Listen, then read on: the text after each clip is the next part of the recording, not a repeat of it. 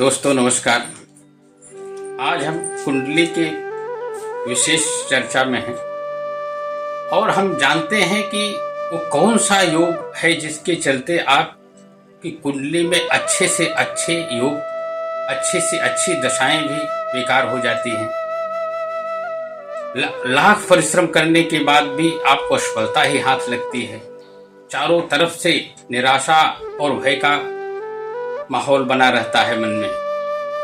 तो उस परिस्थिति में आपके मन में उठता है कि ये कुंडली या ज्योतिष विद्या ही बेकार है। ऐसा उठना भी स्वाभाविक है। लेकिन यदि ऐसा है तो आप सूक्ष्म विश्लेषण कराएं तो देखेंगे कि आपकी कुंडली में पितृदोष का निर्माण हुआ है। बिना इसके हो ही नहीं सकता है। तो हम समझते हैं, आइए इसके लक्षण क्या हैं। जैसे किसी की कुंडली है, किसी की नहीं है, तो एक विशेष लक्षण देखते हैं। तो आप देखेंगे यदि कुंडली में पितृदोष का निर्माण हुआ है तो सबसे पहले दिखेगा कि आपकी संतान नहीं होगी। यदि होगी भी तो ऐसी होगी जो आपके मान प्रतिष्ठा या कुल की परंपरा, कुल की प्रतिष्ठा को मिट्टी में मिला देगी।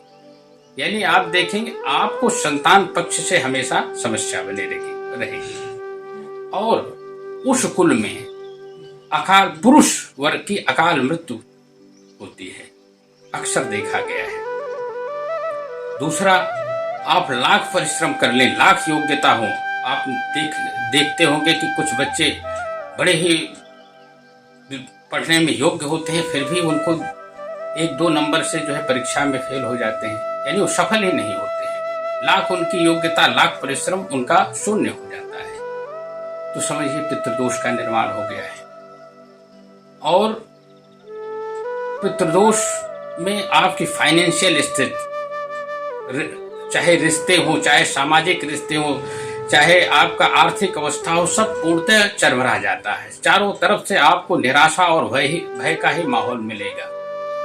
और यदि इस दोष का निवारण न कराए तो आप देखेंगे कि लास्ट में ऐसा देखा गया है कि कुल में जो है दीपक जलाने वाला नहीं मिलता है, सब खत्म हो जाता है। तो इसका अब हम चलते हैं इसके निदान पर, क्योंकि ये बहुत ऐसा विषय है पितृदोष की, ये 1-2 घंटे की चर्चा होगी इस पर। तो हम अच्छा है कि इसके निदान पर चलते हैं सूक्ष्म रूप से। यदि आपकी कुंडली में ऐसे लक्षण दिख रहे हैं या आपकी कुंडली में सूर्य, शनि, राहु, केतु से ये निर्माण होता है, यदि ऐसी कुंडली में है तो आप उसके लिए सबसे बेहतर ये है कि आप नारायण नाग बलि कराएं।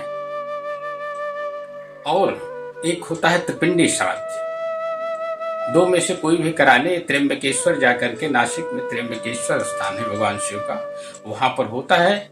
और इसको कराने के बाद आपको बहुत ही सकारात्मक ऊर्जा का अनुभूत होगा। आपके जीवन में जितना संघर्ष चल रहा है, जितनी भी समस्याएं हैं, धीरे धीरे सब शांत होती नजर आएंगी। इसके साथ मैं अगले एपिसोड में मिलता हूं इसी पितृदोष को लेकर के, और इस पर एक विशेष चर्चा करते हैं। जय श्री कृष्णा, जय श्री राम।